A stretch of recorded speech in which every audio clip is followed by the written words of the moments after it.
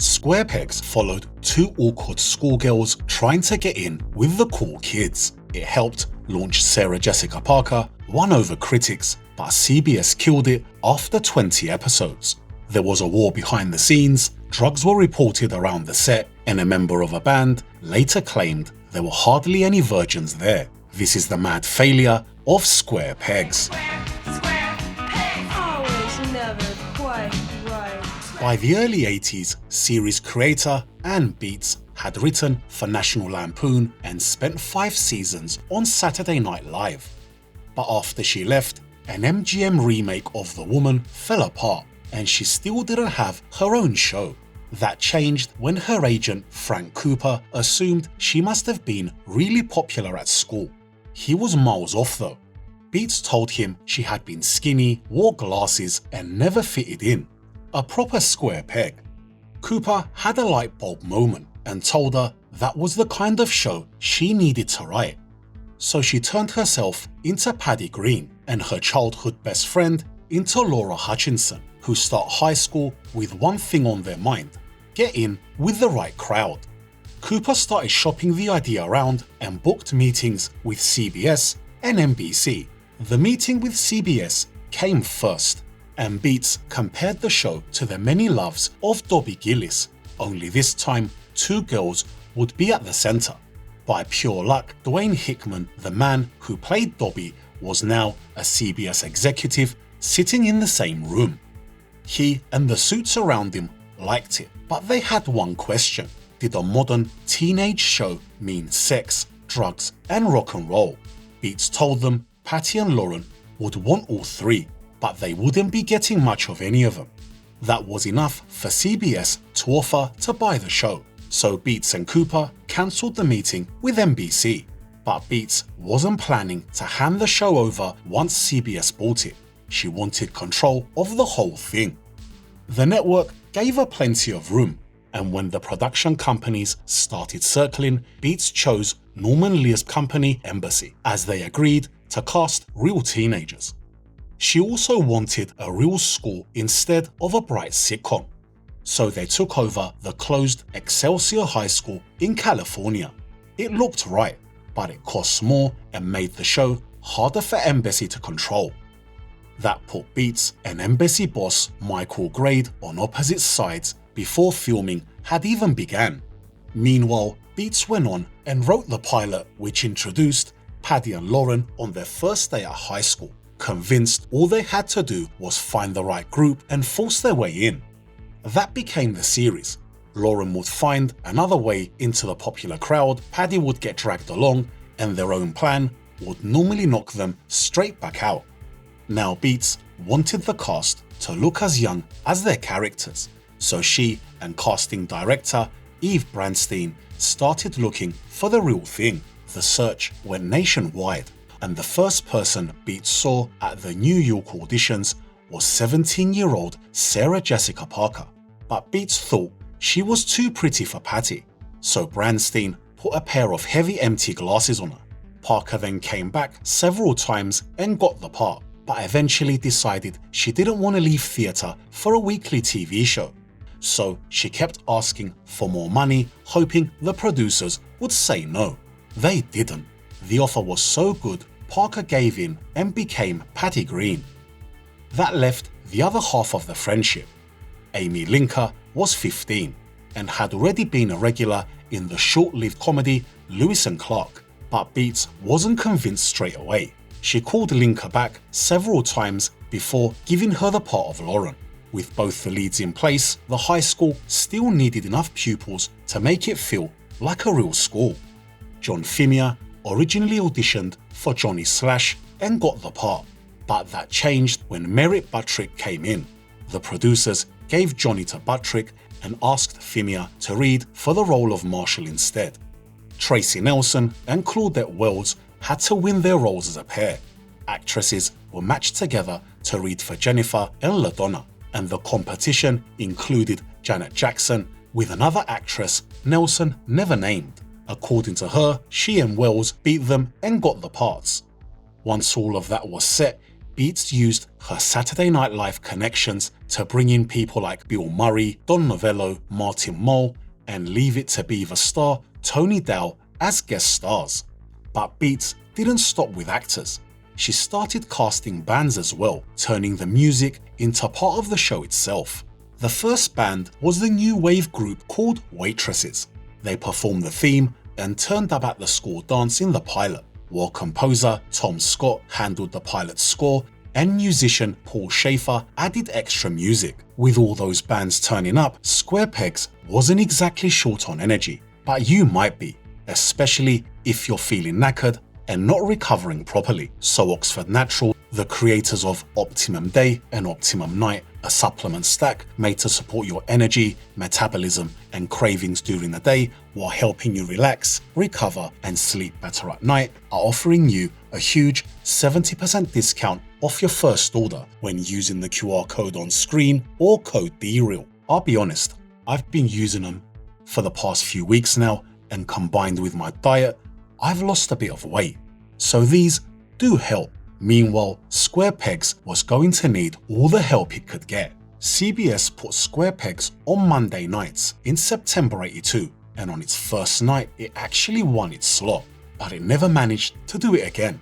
The critics, on the other hand, mostly liked it. The Detroit Free Press called it intelligent, carefully written, and one of the strongest new shows of that season, while other critics praised Parker, Linker, and the way the kids spoke, even if some of the jokes didn't land.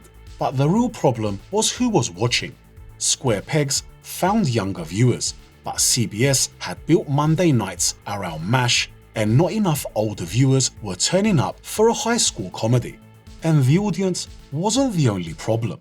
Behind the scenes, the show was already starting to fall apart. I really like you two. Meet two square pegs in high school. You've got no style. Premiering Monday. I mean, your style is It started with the scripts. They arrived late, pushed filming back, and drove up the costs, bringing embassy boss Michael Grade into a direct fight with Beats over who was running the show. The rows got ugly. Beats admitted she could lose her temper and talk badly to people, although she believed a man fighting the same battles would have been called strong instead of difficult. Now, while they were fighting, the mess started showing up on screen. For example, Vinny could be a threatening bully in one story and a harmless fool in the next, while the adult characters never settled into a proper role. The two-part Christmas story became the clearest example. Beats wanted an hour-long event, but they didn't have an hour-long story. So the script was stretched across 2 episodes and filmed really quickly. The result was a story that dragged, and several scenes were just filler. Now, those weren't the only problems. Excelsior was 20 miles outside of LA and difficult to keep under control. The building was full of empty rooms, trailers, and corners where people could disappear without anybody knowing what the hell they were up to. That led to repeated reports of drugs and alcohol around the set, and that news reached the suits upstairs. They ordered an internal investigation after most of the filming ended and found no wrongdoing, but the allegations didn't stay buried. But more on that later. By then, CBS was already facing a shrinking audience, late scripts, rising costs, and the fights between Beats and Grade. So before pulling the plug, it gave the show one last chance. Wild times at Wee High. When these two square pegs try and fit in. That chance was to air a repeat on Wednesday nights behind CBS's new comedy Zorro and Son and see if the ratings improved. CBS boss Harvey Shepard had always liked Square Pegs and hoped the viewers would turn up. The next morning, Beats called CBS to find out how the show had done in its new slot. The answer was the audience had fallen to roughly half of what it was in the previous slot. So a month later, CBS cancelled the show. Fans did write in, but no proper campaign got going and CBS didn't change their mind. Square Pegs was finished, but the scandal that was about to come out would follow it for the next 40 years. In 1984, TV Guide published a 6-month investigation into the show, laying out the late scripts, wasted money, clashing egos, and drugs around the set. set decorator Tom Cost confirmed drugs had been there, while crew member Michael Brown later died from a heroin overdose, although nobody proved he had used it on square pegs. A writer that wished to remain unnamed also blamed drugs for some of the weaker scripts. Beats, on the other hand, denied taking drugs herself, although she accepted that some use or dealing may have been happening around the set.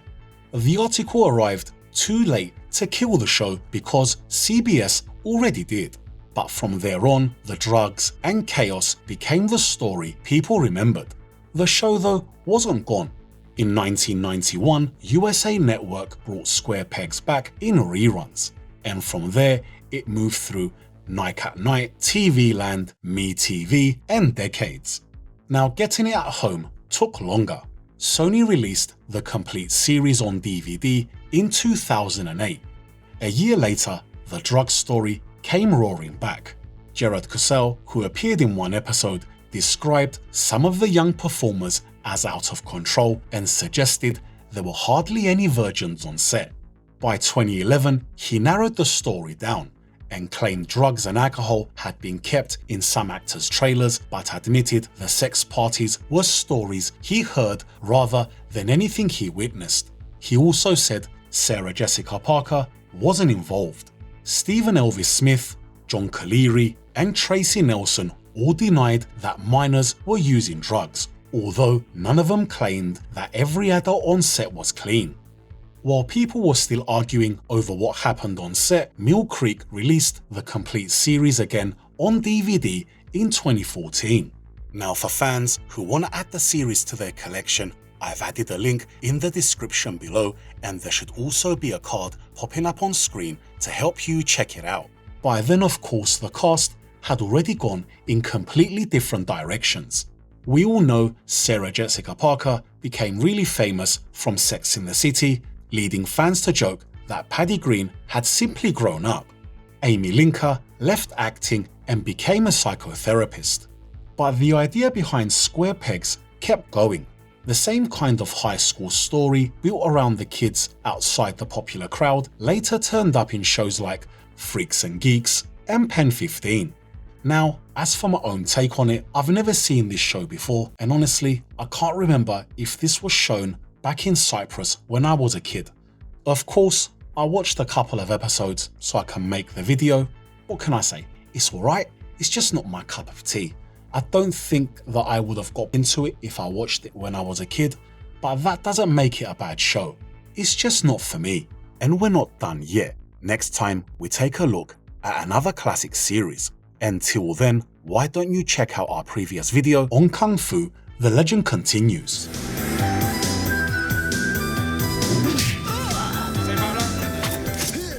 Now, thanks for watching, please like, subscribe, and I'll see you in the next one.